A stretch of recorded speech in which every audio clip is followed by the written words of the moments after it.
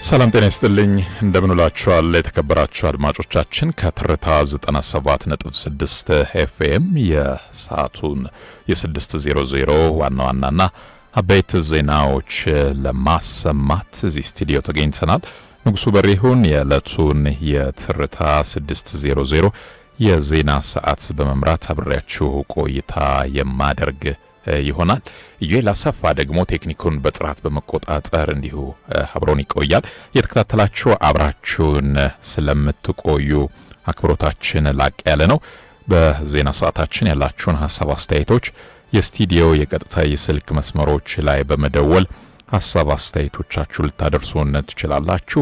የተለመዱት የስቱዲዮ የስልክ መስመሮቻችን የእናንተን ሐሳብ አስተያየቶች ከኛ ጋር የሚያገናኙ አማራጮች ናቸው። የዕለቱን የትርታ 600 የዜና ሰዓት የምንጀምረው ከሀገር ውስጥ የተሰሙ ዋና አበይት ጉዳዮችን በማስቀደም ይሆናል።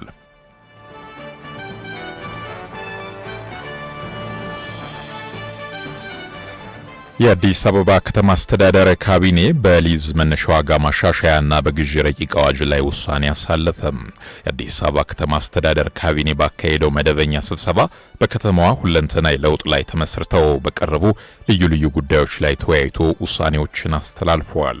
ካቢኔው በከተማዋ አሁናዊ ፈጣን እድገት ላይ ተመስርቶ የቀረበውን የቦታ ደረጃ ጥናት የመረመረ ሲሆን ከተማዋን በ5 ዋና ደረጃዎችና በ30 ንዑሳን ደረጃዎች በመክፈል በተዘጋጀው የተሻሻለ የሊዝ መነሻ ዋጋ ላይ ተወያይቶ አጽድቋል። በሌላ በኩል ካቢኔው በመንግስት ግዢና ንብረት አስተዳደር ማሻሻያ ረቂቅ አዋጅ ላይ በሰፊው መወያየቱ ተጠቅሷል። ይህ ረቂቅ አዋጅ የከተማዋን የግዢ ሂደትና የንብረት አስተዳደር ስርዓት ለማዘመን የስራ ቅልጥፍናን ለማላቅ እንዲሁም የጋራ ንብረትን በአግባቡ ጥቅም ላይ ለማዋል ታሳቢ ተደርጎ የተዘጋጀ መሆኑ ተመላክቷል።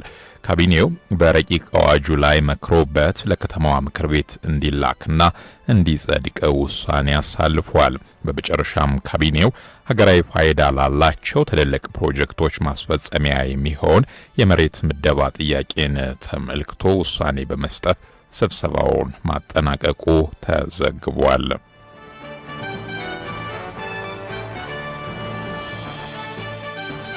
የኢትዮጵያ ፌዴራል ፖሊስ የተሽከርካሪ ሰሌዳ መቀየሩን አስታወቀም። የፌዴራል ፖሊስ ሎጂስቲክስ ዋና መምሪያ ኃላፊ ረዳት ኮሚሽነር እሸቱ ፊጣ ከ50 ዓመታት በላይ አገልግሎት ላይ የነበረው የፌዴራል ፖሊስ ተሽከርካሪ ሰሌዳ የተዘበራረቀና ወጥነት የሌለው እንዲሁም ለቁጥጥር አመቺ እንዳልነበር ተናግረዋል። በንጽጽር አዲሱ የተሽከርካሪዎች ሰሌዳ ከቴክኖሎጂ ጋር የተሳሰረና ከመረጃ ቋት ጋር የተጣመረ መሆኑን ጠቁመዋል። ሰሌዳው በህገወጥ መንገድ የማይባዛ ሚስጥራዊ መለያዎችን የያዘ መሆኑ ለቁጥጥር እንዲሁም የስራ እንቅስቃሴን ቀልጣፋ ከማድረግ አኳያ ከፍተኛ አስተዋጽኦ ይኖረዋል ነው ያሉት። የተሽከርካሪ ሰሌዳው የኢትዮጵያ ፌዴራል ፖሊስን ዓለም አቀፍ ተወዳዳሪነት ከማላቅ ረገድ ሚናው የጎላ መሆኑን ገልጸው ለህዝቡ የሚመጥን አገልግሎት ለመስጠት እንዲሁም የወንጀል ምርመራና ክትትል ስራን ለማሳለጥ አጋዥ እንደሚሆን አመላክተዋል።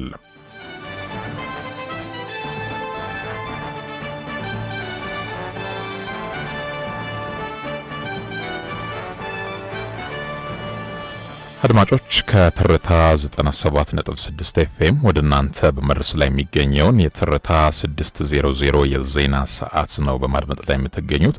አብራችሁን ስለሆናችሁ እየተከታተላችሁን ስለሆነ እናመሰግናለን። በተከታይ ደግሞ ወደ ዝርዝር ዘገባ ነው የምናልፈው። የዝርዝር ዘገባው በተለይ በካፌና ሬስቶራንቶች የሚሰጡ ሰርቪስ ቻርጆች ላይ የተመለከተ ነው። ባልደረባችን ብርቱካን ዋልተ ንጉስ ከባለሙያ ጋር ቆይታ አድርጋ ተከታዩን ዘገባ አዘጋጅታለች።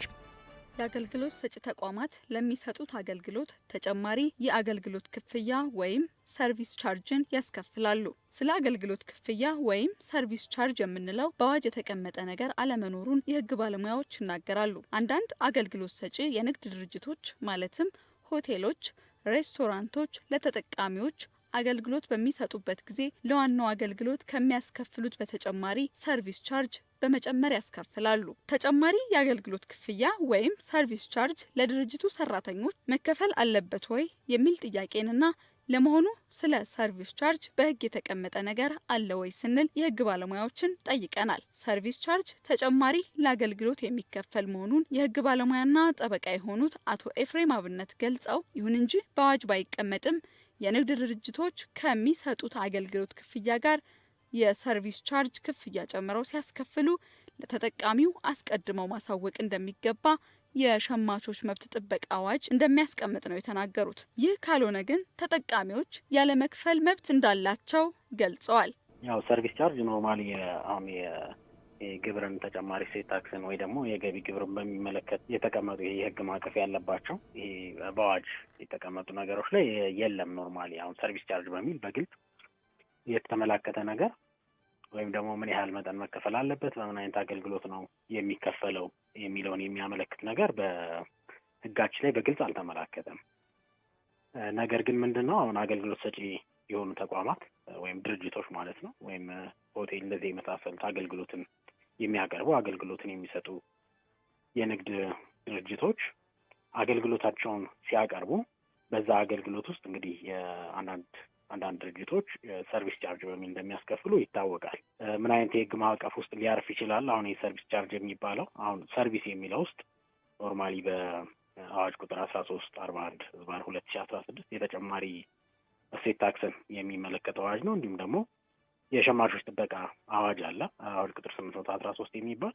በእነዚህ ውስጥ አሁን ሰርቪስ ምንድን ነው፣ አገልግሎት ምንድን ነው የሚለውን የህግ ትርጉም በሚሰጡ ድንጋጌዎች ስር አገልግሎት ማለት ከእቃ ወይም ከገንዘብ ውጭ የሆነ ማንኛውም ነገር መሆኑን ደንግጎ ይገኛልና ይሄ ሰርቪስም ቢሆን ዞሮ ምግብ ማቅረብ ሊሆን ይችላል፣ መጠጦችን ማቅረብ ሊሆን ይችላል፣ ወይም ደግሞ እንደዚህ ካፌ ውስጥ የምንጠቀማቸውን ነገሮች እነዚህ አገልግሎቶች የሰርቪስ ቻርጅ የሚጣልባቸው አገልግሎቶችም አገልግሎት የሚለው የህግ ማዕቀፍ ውስጥ ሊያርፍ ይችላል ማለት እንችላለን። ትርጉም ሲሰጠው በዛ መልኩ እዛ ማዕቀፍ ውስጥ የሚገባ ነው የሚሆነው። ምናልባት እነዚህ ድርጅቶች አገልግሎት በሚሰጡበት ጊዜ ከሌላው በተለየ መልኩ ለምሳሌ ሰርቪስ ቻርጅ የሚያደርጉን ድርጅቶች በዋናነት በሚሰጡት አገልግሎት ላይ ተጨማሪ ነገሮችን ለደንበኞች ሲያቀርቡ የሰርቪስ ቻርጅ እንደሚያስከፍሉ የተናገሩት የህግ ባለሙያው ሰርቪስ ቻርጅ ማስከፈላቸው ህጉን የሚተላለፉ ናቸው ማለት እንዳልሆነም ተናግረዋል።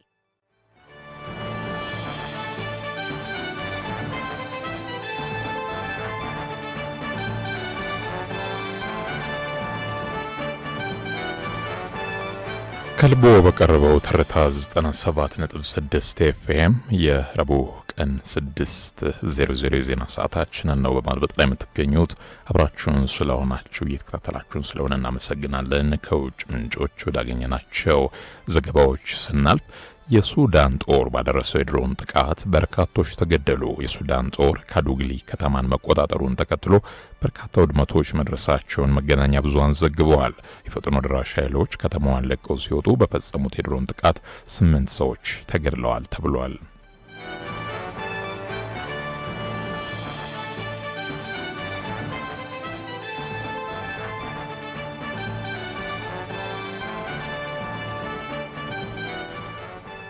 የቀድሞው የሊቢያ መሪ ሙአመር ጋዳፊ ልጅ መገደሉ ተሰማ።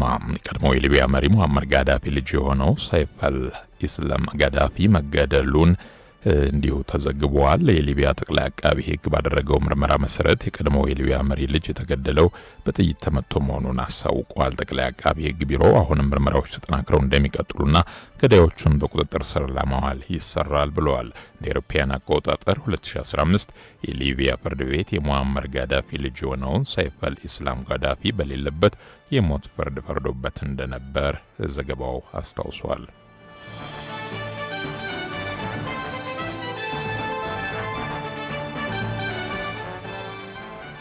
ቻይና በደህንነት ስጋት ምክንያት ስውር የኤሌክትሪክ መኪና በር እጀታዎችን አገደች። ሀገሪቱ በኤሌክትሪክ ተሽከርካሪዎች ላይ ስውር የበር እጀታዎች እንዳይኖሩ ነው ያገደችው። ይህም እርምጃ የቢሊዮነሩ ኤለን መስክ ኩባንያ በሆነው ቴስላ ለገበያ ያቀረቡ ዲዛይኖችን መጠቀም ያቆመች የመጀመሪያዋ ሀገር አድርጓታል። ይህ ውሳኔ የተሰማው በዓለም ዙሪያ የኤሌክትሪክ ተሽከርካሪዎች ከደህንነት ተቆጣጣሪዎች ምርመራ እየተደረገባቸው ባለበት ወቅት ነው። በመንግስት ቁጥጥር ስር በሚገኘው ቻይና ዴይሊ ጋዜጣ ላይ በተጠቀሰው መረጃ መሰረት እነዚህ መኪናዎች ከ100 ምርጥ ሽያጭ ካላቸው የኤሌክትሪክ መኪናዎች ውስጥ 60 በመቶውን ያህሉን እንደሚይዙ ነው የተነገረው። ዘገባው የቢቢሲ ነው።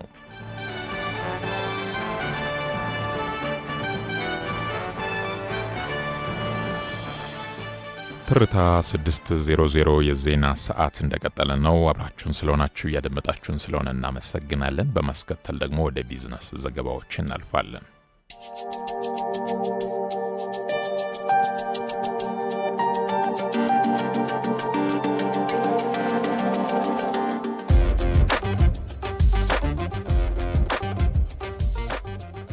የኢትዮጵያ ብሔራዊ ባንክ በትላንትናው ዕለት ያካሄደውን የውጭ ምንዛሬ ጨረታ ውጤት ይፋ አድርጓል። ለጨረታው 70 ሚሊዮን የአሜሪካን ዶላር መቅረቡንና በሂደቱ 19 ባንኮች መሳተፋቸውን ጠቅሶ 8 ባንኮች በጨረታው ማሸነፋቸውን ገልጸዋል።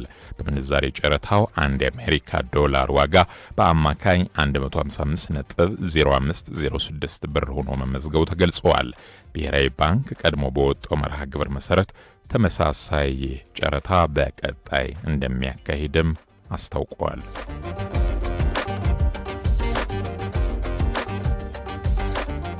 በበጀት ዓመቱ ባለፉት 6 ወራት በ1.2 ቢሊዮን ብር ወጪ ለኢንተርፕራይዞች የሊዝ ማሽነሪ ግዥ መፈጸሙን የኢትዮጵያ ልማት ባንክ አስታወቀ። በጀት ዓመቱ ማጠናቀቂያ 3.6 ቢሊዮን ብር የማሽነሪ ግዥ ለመፈጸም አቅዷል። የባንኩ የአነስተኛና መካከለኛ ኢንተርፕራይዝ ፋይናንሲንግ እና ብራንች ባንኪንግ ምክትል ፕሬዚዳንት አቶ ጌታሰው ፈንታው ለኢትዮጵያ ፕሬስ ድርጅት እንደገለጹት ባለፉት 6 ወራት 44 አዳዲስ ኢንተርፕራይዞችን ወደ ስራ ማስገባት ተችሏል። ለ39 ኢንተርፕራይዞችም በ1.2 ቢሊዮን ብር ወጪ የሊዝ ማሽነሪ ግዥ ፈጽሟል። በአሁኑ ወቅት ከ2000 በላይ ደንበኞች በስራ ላይ መሆናቸውን ተናግረዋል። እንደ ግብርና፣ ማዕድን፣ ኮንስትራክሽንና ማኑፋክቸሪንግ ባሉ የልማት ዘርፎች ላይ ባንኩ ትኩረት ማድረጉ ተገልጿል። በዘርፉ ለተሰማሩትም ብድር ከማቅረብ ባለፈ ፕሮጀክቶች ውጤታማ እንዲሆኑ ክትትልና ድጋፍ እያደረገ መሆኑን ገልጸዋል። እንደ ምክትል ፕሬዚዳንቱ ገለጻ ከውጭ የሚገቡ ማሽኖችን በሀገር ውስጥ ምርቶች ለመተካት የሀገር ውስጥ አምራቾችን አቅም በማጥናት ማሽኖችን ከሀገር ውስጥ ለመግዛት ታቅደዋል። በበጀት ዓመቱ ማብቂያ 3.6 ቢሊዮን ብር ለሊዝ ፋይናንስ አገልግሎት ለመልቀቅም እየተሰራ መሆኑ ተዘግቧል።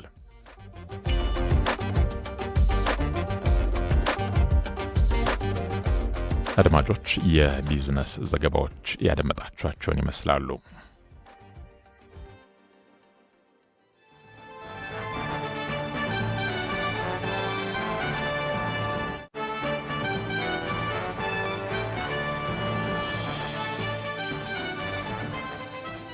ከልቦ በቀረበው ትርታ 97.6 ኤፍኤም ወደ እናንተ በመድረስ ላይ የሚገኘውን የትርታ 600 የቀን የዜና ሰዓታችንን ነው በማድመጥ ላይ የምትገኙት። አብራችሁን ስለሆናችሁ እየተከታተላችሁን ስለሆነ እናመሰግናለን። ቀደም ሲል ከሀገር ውስጥና ከባህር ማዶ የተሰሙ ዋና ዋና ቤት ዜናዎች ዝርዝር ዘገባ እንዲሁም ደግሞ ከውጭ ምንጮች ያገኘናቸውን ዘገባዎችና የቢዝነስ ጉዳዮችን ወደ እናንተ አደረስን። አሁን ደግሞ አጫጭር ስፖርታዊ መረጃዎችን ወደ እናንተ እናደርሳለን። በቅድሚያ ከሀገር ውስጥ ስንጀምር የሲቢኢ ኢትዮጵያ ፕሪሚየር ሊግ የ19ኛ ሳምንት የዛሬ ጨዋታዎችን ጥቆማ እንስጣችሁ።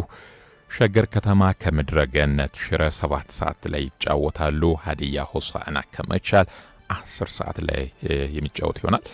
ቀደም ብዬ ነገርኳችሁ ሸገር ከተማ ከምድረ ገነት ሽረ እንዲሁም ሀዲያ ሆሳዕና ከመቻል በአዲስ አበባ ስቴዲየም የሚደረጉ ጨዋታዎች ናቸው። ኢትዮ ኤሌክትሪክ ከሲዳማ ቡና 9 ሰዓት ላይ እንዲሁም አዳማ ከተማ ከሐዋሳ ከተማ 12 ሰዓት ላይ በአዳማ ሳይንስና ቴክኖሎጂ ዩኒቨርሲቲ ስቴዲየም የሚካሄዱ 2 ጨዋታዎች ናቸው። እንግዲህ በተከታታይ በሚኖሩን የትርታ ቁርስና 4 የስፖርት መርሃ ግብሮች ደግሞ ውጤቶቹን ወደ እናንተ የምናደርስ ይሆናል። ወደ ሌላኛው ስፖርት መረጃ ስናልፍ በቼክ ሪፐብሊክ ኦስትራቫ የዓለም የቤት ውስጥ ውድድር ኢትዮጵያውያን አትሌቶች አሸንፈዋል። በቼክ ሪፐብሊክ ኦስትራቫ በተካሄደ የቤት ውስጥ አትሌቲክስ ውድድር እንግዲህ በሴቶች 1500 ሜትር ብርቄ ኃይሎም 4 ሰዓት ከ62 ሴኮንድ በሆነ ሰዓት አሸናፊ ሆናለች።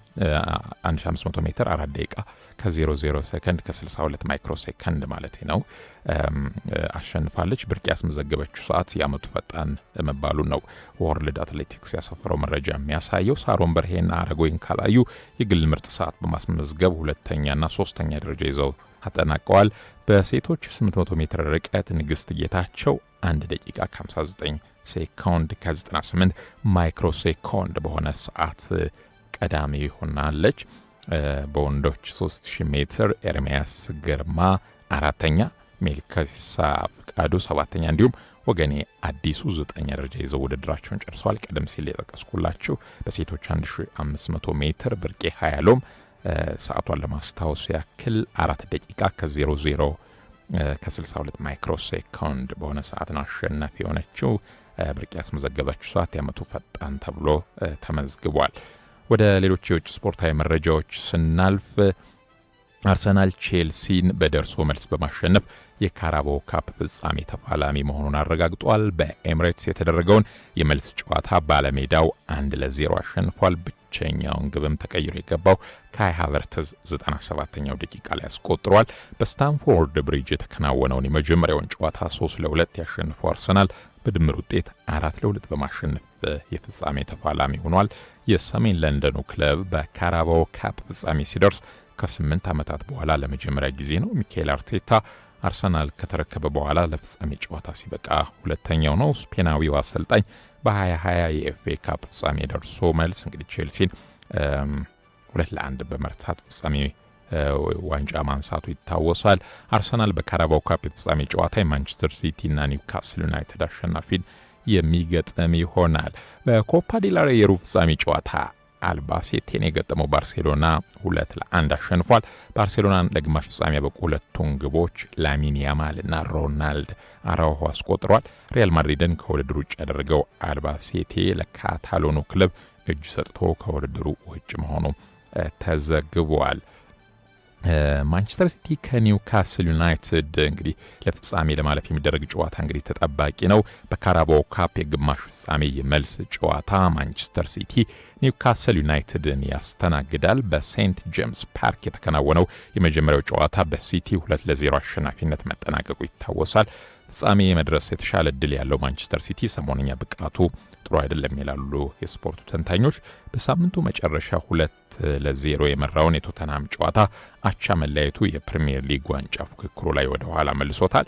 ሲቲ ፕሪሚየር ሊጉ ባይሳካለት እንኳን ሌሎች ዋንጫዎችን ማሸነፍ ይፈልጋል የሚሉን በርካቶች ናቸው። እንግዲህ ማንቸስተር ሲቲ በካራባኦ ካፕ ጥሩ ክብረ ወሰን አለው። በውድድሩ 8 ጊዜ ባለ ድል በመሆን ከሊቨርፑል በመቀጠል ሁለተኛ ደረጃ ላይ ተቀምጧል። ክለቡ ካሸነፋቸው 8 የካራባኦ ዋንጫዎች ውስጥ 4ቱን ያስገኘው ፔፕ ጋርዲዮላ ነው። ኒውካስል ዩናይትድ በታሪክ ብቸኛውን የካራባኦ ዋንጫ ያሸነፈው ባለፈው ዓመት ሊቨርፑልን በመርታት ነበር። የኤዲሃው ቡድን ይህን ገድሉን ለመድገም እንግዲህ ይጠበቃል። ምሽት 5 ሰዓት የሚጀምረው ጨዋታ አሸንፎ በተከታታይ 2 ዓመት ለፍጻሜ ለመድረስ እንግዲህ የ2-0 ውጤትን መቀልበስ ይኖርበታል ይላሉ ተንታኞች። በድምር ውጤት አሸናፊ የሚሆነው ክለብ እንግዲህ በፍጻሜው አርሰናልን በዌምብሌይ ስቴዲየም ይፋለማል።